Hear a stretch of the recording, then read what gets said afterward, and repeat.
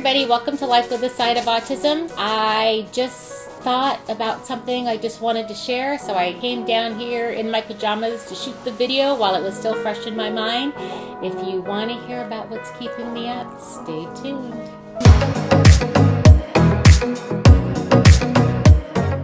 Hello, so Pip and I are up, and I was just thinking, I have a lot of memories, my son's 29, was definitively diagnosed with autism at 4, but had another diagnosis at 9 months. But just kind of thinking like how things have changed and how things haven't changed since I was a young parent with a young child with autism, and now I'm an old parent with an old child with autism. But it just got me thinking. So in 2011, Bradley was diagnosed with a brain tumor, and it was like 6 weeks before we were opening up our first kind of satellite center in Lafayette, so it was just terrible timing. But I remember, Bradley just saying he was having bad headaches, and he had like bad headaches for like 2 or 3 days and didn't feel good, and the Tylenol and stuff, everything just wasn't helping his headaches. And then I spoke to him on the phone one day, and he said, he was saying that his neck was sore and that he threw up. And right then I was like, oh my God, like those are totally the symptoms of a brain tumor. So I left work, drove home and brought him to the emergency room. And it was a winter in Indiana.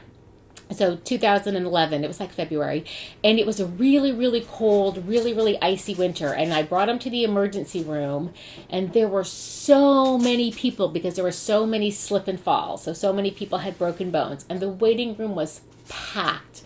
And they said it was probably a 3-hour wait. I was like, ugh. Well, so we got called back in about 10 minutes, so I knew things were not great. So basically we went to the emergency room on a Thursday, and we did not leave for 10 days. That was it. And so anyway, Bradley did have a pretty large brain tumor, and it didn't have really anything to do with autism. It was a brain tumor. It wasn't cancerous, it was benign, but the placement of it was still terminal, could still be fatal. And so the tumor was growing big, and it was cutting off some of the fluid circulation in his brain.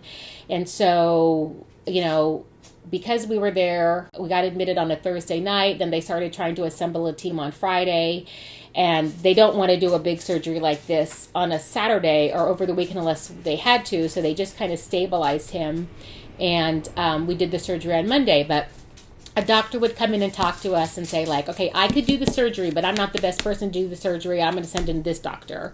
And so we went through a series of doctors till we finally said, like, yep, this is the guy. He should do it. So it was like, neurologists. So we finally had a brain surgeon do it. And he looks like the lead singer of Hootie and the Blowfish. And Bradley did tell him that several times. But anyway, so it was just, so we went through this surgery. But what I'm kind of think back to is that, when they did all the testing and they said, yep, it's a brain tumor, we tested it, it's not cancerous, but we got to get it out, and they just basically said, we're going to do surgery, we're going to do this, and then we're going to do chemotherapy, and then we're going to have to do some radiation. Like, they laid out the whole thing for me. Like, they just said, this is your plan, Mary. Sign here. Like, okay. Like, that's what I did. But when you have a child with autism and you get an autism diagnosis, it's kind of like, your child has autism. Go home and Google it and see what you want to do. You can maybe call your school district, maybe get some speech therapy. And it's just so weird how a chronic neurological medical condition like autism is just still kind of so loosey-goosey. And I know it's better now, but not that much. Like, the doctor with the brain tumor never said, Mary, go home and Google some brain tumor treatments and tell me which one you want to do. And so that's really what's happening to parents. They're getting these diagnoses, and it just depends on the doctor's experience. Do they know about ABA and ABA centers? Do they just think that the schools are fine? You know what I mean? Like, so it just depends on how much your doctor knows about it. And, a lot of times your pediatrician will send you to somebody else to get the diagnosis, but sometimes even the people who are diagnosing it are just still not saying your child should do a full-time intensive ABA program. They should get, it's just kind of left to the parents. So now the parents go and they can like call an ABA center. They can call their school district. They just have to call their insurance company. Like, we didn't have to do any of that. Like with the brain tumor, like they just said, okay, we call the insurance company. We put in all the pre-authorizations. This is covered, like I didn't have to do any of that stuff. But you get a child with autism and basically you're left to do everything. And that's why I feel like parents get so overwhelmed and sometimes make not the best choices because they go online and there's, online is not just like a scientific forum. It's everybody talking about, oh, my child gets horseback riding therapy and it's cured him, or, oh, I changed my child's diet. And like, you just hear these anecdotal stories and people basically trying to sell you stuff, but they don't really show you what the science is behind it. Like I knew that the brain surgery that they were doing and the treatment was the latest and greatest, best protocol for his type of surgery. I knew it wasn't like, oh, it's a fad that they're, doing in Beverly Hills, or, you know what I mean? So I just feel like it's just so confusing for parents. And, they go out there and they just, read all this stuff like ABA, yes, ABA, no, schools, yes, schools, no, speech therapy, occupational therapy, and they just horseback riding, music therapy. They just hear all this stuff. Get your child on medication, get your child on a special diet. Just there's so much. Like if you Google autism treatments, you'll get like over 4 million hits. I did Google that a couple weeks ago.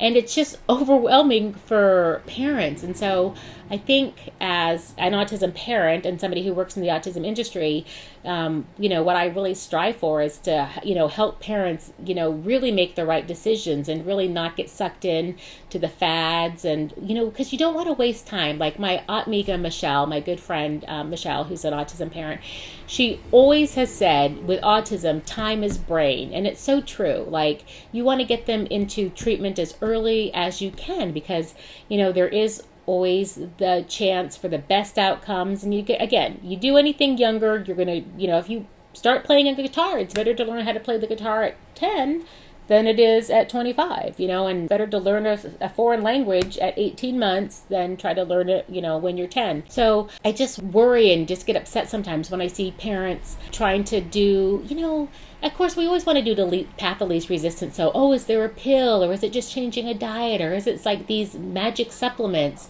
We don't even really know what causes autism. So there really is no medication for autism. There is no medication that's going to make autism go away. There are some medications that help relieve your child's anxiety or maybe some of their aggression. But the minute they're off that medication, that stuff's going to go right back up.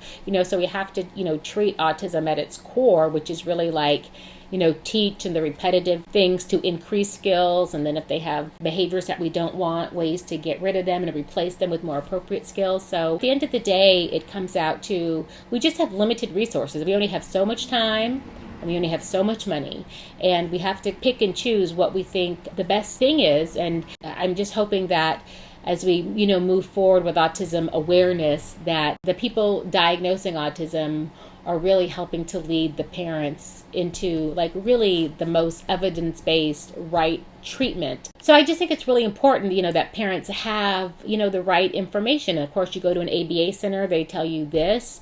You go to the school district, they're going to say, this is right, this is the best. The ABA center is going to say, no, this is right, this is the best. You're going to talk to another parent, they're going to say, this is right, this is the best. So I do just hope that we can really start making it a more formalized and accepted thing that, when your child is diagnosed with autism, and then they're kind of tested for their skills, we can say, okay, this level, really should go to an ABA treatment center. Or like, okay, he's 9 and just getting diagnosed with autism, so he's done pretty well in the school. Let's keep him in the school, but have some side therapy. So the parents don't have to go and try to make these decisions that they're not qualified or equipped to make. Again, if they said, Mary, go pick out what kind of surgery and treatment you want, that's ridiculous. That would never happen. But yet it happens day in and day out with parents with autism. So I just wanted to get that off my mind and hopefully just work towards making it so it's not like that anymore. Anyway, Thanks for staying up with me and listening. If you have any, thoughts, suggestions, ideas, comments, I'd love to hear them and maybe have a conversation about this. And I'd really like to, just help the new generation, the people who are 30, 35, and their young child is getting diagnosed with autism. By now it should be better for them, and I'm not sure it's that much better for them. So anyway, thanks for staying up with me. I'll talk to you soon. Have a good night, and don't stop believing.